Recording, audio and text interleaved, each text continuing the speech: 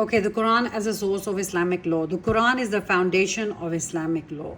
In other words, every single thing, if we're deriving qiyas, or if we've conducted an ijma or the hadith, it's all based on Islamic law. The main foundation, no matter where you are, is the Quran for Islamic law. It's the primary and reliable source of Islamic law. Primary, it's the one that we're going to go to first, and reliable. How do we know it's reliable? Because it's revealed from Allah, it's divine, and it has not changed throughout so many 1447. It's like 1447. Today is first Muharram, and it's the year 1447 of Hijri. Guidance, it has guidance on various aspects of life. I mean, how to interact socially, married life, how you're supposed to deal with children, how you're supposed to follow the Quran and Sunnah, how you're supposed to deal with financial matters, how you should deal with, evil norms of the society, how should they be dealt with, so many different. And then it is the final divine law. It is the final divine law. In other words, divine laws began way back when different books, Torah, Injil, and Zabur, and Suhuf Ibrahim, they were all revealed. They were also divine laws, but the Quran is the final divine law, revealed to the Prophet Muhammad sallallahu alaihi wasallam, to all mankind. Remember, those books, the previous books, were for the specific nations that they were sent to. But the Quran is for all of mankind. So that's the significance of the Quran also. Let me just add. Now, the authority of the Quran. How do we know that we're allowed to use the Quran for Islamic law? The authority of the Quran is given by Allah Himself. Allah instructs us to use the Quran for judgment in law via the Quran, basically. And those who do not judge by what Allah has revealed, what has Allah revealed? The Quran, are truly the disbelievers. So that's one proof, that's one authority, that the reason why we use the Quran as a source of law. And then another, Surah Ma'idah 49, judge between them, O Prophet, by what Allah has revealed. What has Allah revealed? The Quran, and do not follow their desires. In other words, when we are going to come to a judgment in law, we are going to decide by what Allah has revealed, and of course that is the Quran. Now, the authenticity of the Quran. How do we know that that the Quran is authentic and we are allowed to use it?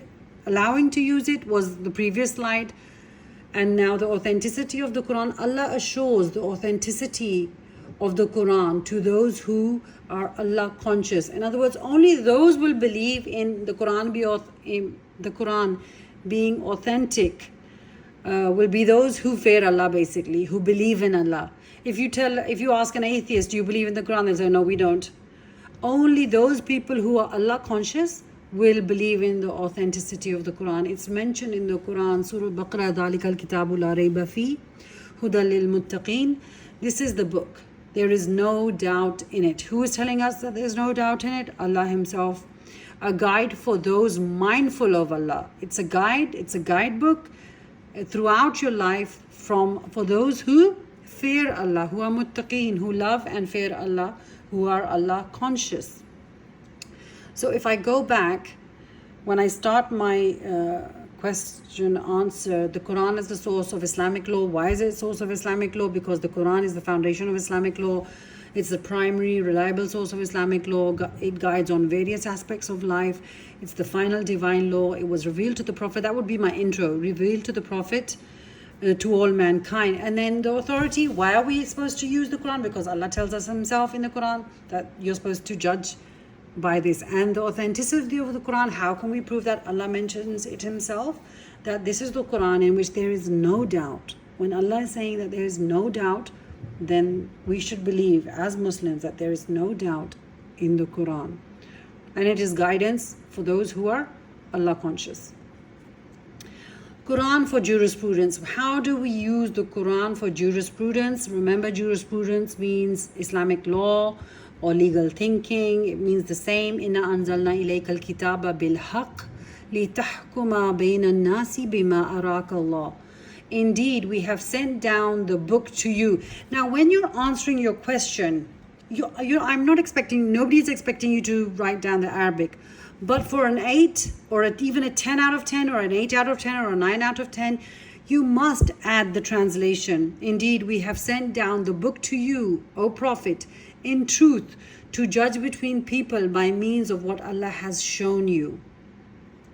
So Allah has ordered us that we have to judge between people. If it's a legal matter, if it's based on jurisprudence, then we have to judge by what Allah has sent down, and that is the Quran. Now, first of all, there are commandments in the Quran, many commandments in the Quran, in which you are ordered to pray salah, to give zakat, to not commit a theft, to not commit adultery, to not slander, to not backbite. All the commandments of the Quran are called nas. You must remember this. All of the commandments of the Quran are called nas. Could you all say the word nas?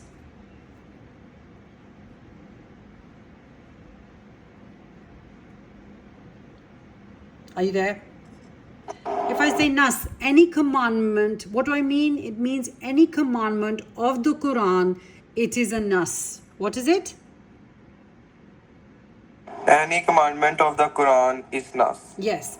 Now, if you see I've got PL there, plural, for plural. For plural, it means nusus. So we have many nusus in the Quran. A single commandment would be a nas. And then when we have many commandments, there are many nusus in the Quran. There are many commandments in the Quran. Now, the commandments are of two types. One, when we are commanded to do something good, and when we are commanded to stop doing something bad. So, two types of commandments. One ordering us to do good, and one stopping us from doing bad. Do you get that? Yes, ma'am. Okay, so command of two types, Amr and Nahi. Do you see? Amr means to order to do good, and Nahi, like in Urdu we say Nahi karna, Nahi, aisa nahi karna. It's exactly the same. Nahi, in other words, stopping you from doing something. So if you see, the third bullet is Amr, means to command to do good, and Nahi is the commandment ordering to stop bad, or to stop any, evil or any bad norm. Clear? Does that make sense? So there's two type of commandments in the Quran. In other words, for Islamic law, one that is commanding us to do something. For example, commanding us to pray, commanding us to pay salah, to pay zakat, commanding us to do hajj, commanding us to observe fasting in the month of Ramadan. Those are all amr. And you've most probably heard the verse also, amr bil maruf, to order good. And then nahi anil munkar, in other words, forbidding bad, forbidding something that is disliked. Nahi means commandments ordering to stop bad. What could that be? In other words, don't kill a nafs without any reason. When you're stopped from, murdering or killing somebody, that would be a nahi. When you're stopped from backbiting, that is also a nahi. So there are many direct nusus, direct in which mankind is directly ordered for worship, salah, zakah, and hajj. Clear? Does that make sense? Did it make sense? ये बात आपको समझ आ गई है? Yes, ma'am. That we have sent this book based on the truth, in which you can judge between people, and what is the truth in it? It commands to do good, and it commands you to stop from doing bad. Now, Quran for jurisprudence. The Quran is used for Islamic laws. Which type of laws? Remember a few lessons back I said you can't say the law of salah, or you won't hear somebody saying the law of sadaqat or the law of hajj. It's the rituals of hajj, manasik. The laws are usually jurisprudence and Islamic legal laws. For example, financial laws, laws of marriage, laws of divorce, laws of inheritance. We all obtain them from the Quran. Now, if I give you an example of financial law, There's a really long verse in the Quran. In fact, I think it's the longest verse in the Quran of Surah Al-Baqarah, in which it's called Ayat-e-Dain. Ayat-e-Dain is the ayat of debt. You know, when you're taking a qarza, a debt. It's based on that. It's a very long ayat. And it tells you that when you're taking a loan or you're taking a debt, then make sure that 2 witnesses are there, and then you should write it down, and the person who was called to write it down should not refuse their coming. And it's a very long verse, so that you get different laws from the Quran. Marriage, how to marry, in other words, you will perform nikah, how to divorce, the 3 different stages of divorce. Inheritance is fully described in Surah Al-Nisa, in which the proportions that a female and a male will get, then what the mother gets, what the father gets, what the spouse gets. All of these laws are fully mentioned in the Quran. So do you see how the Quran is used for jurisprudence? It's very clear. All instructions in Quran regarding above, if disobeyed, leads to kufr. All instructions, it should be all instructions. It should be. So all instructions in the Quran regarding above, regarding what above? Regarding these laws or any law, if they are disobeyed, if we are not divorcing properly, if we're not giving meher during marriage, if we're not, in our financial matters, if we're not, then we are, and especially inheritance, if we're not giving the due right to the sisters, then it leads to kufr. We will be, entering into kufr. Likewise, when you're ordered to pray, if we're not praying, then that also enters into kufr too. The Quran instructs personal behavior also. So remember, how is the Quran used? The Quran is used for jurisprudence, legal matters, and then the Quran instructs personal behavior also.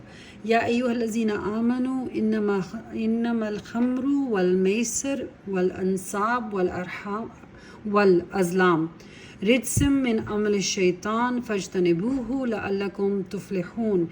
Believers, intoxicants, gambling, idols, and drawing lots for decisions are all evil of Satan's handiwork. So shun them so you may be successful. In other words, it's teaching us personal behavior also. You're not supposed to drink wine. You're not supposed to go gambling. You're not supposed to draw lots. What do I mean by drawing lots? The people who they guess their future by, some sort of, I don't know, in Pakistan mein wo tota wala hota tha. I don't know if a parrot pulls out an envelope and what's written in it, blah, blah, God knows what. Everybody has different types of rituals when it comes to future telling and what to do and what not to do. So Allah instructs us in the Quran that these things are wrong. So if you want to stay successful, stay away from them. Criminal laws. We ordained for them in the Torah a life for a life. Now this verse is also still present in the Torah, the Old Testament also. As we mentioned, jurisprudence, different laws, financial. Then we discussed that the Quran discusses personal behavior. It also discusses criminal laws. We ordained for them in the Torah a life for a life. What do we mean by a life for a life? In other words, if one person has murdered one person, that person will have to pay with death penalty. An eye for an eye, a nose for a nose, an ear for an ear, a tooth for a tooth. And for wounds, equal retaliation. So suppose if you've wounded somebody, that there would be qisas for that also. But remember, the qisas, this is the law of qisas basically. But the law of qisas will be defined by a court. In other words, your qazi will, that person, if he's a murderer, he will be brought to Islamic court, and the court will decide for his fate, and then they will be the ones who will take the life or give death penalty. This does not mean that, okay, this person has killed this person, so I'm killing that person. No, not at all. It does not mean that you can go and take law into your own hands. It will be decided by the qazis, right? Okay, but whoever waives it charitably, it will be atonement for them. Allah also waives it charitably. In other words, if somebody forgives, suppose there's a murderer and the family of the victim, if they say, okay, we forgive this person, don't put him to death penalty or don't injure him the way he has injured our family, then Allah says, then it's okay. That is even better. And those who do not judge by what Allah has revealed are truly the wrongdoers. In other words, if you don't use the laws prescribed in the Quran, then they are surely the wrongdoers. Okay, order of lawmaking. When it comes to order of lawmaking, how will we, what will be our order? First, we will consider the Quran, then we will consider the Sunnah, and then we will go to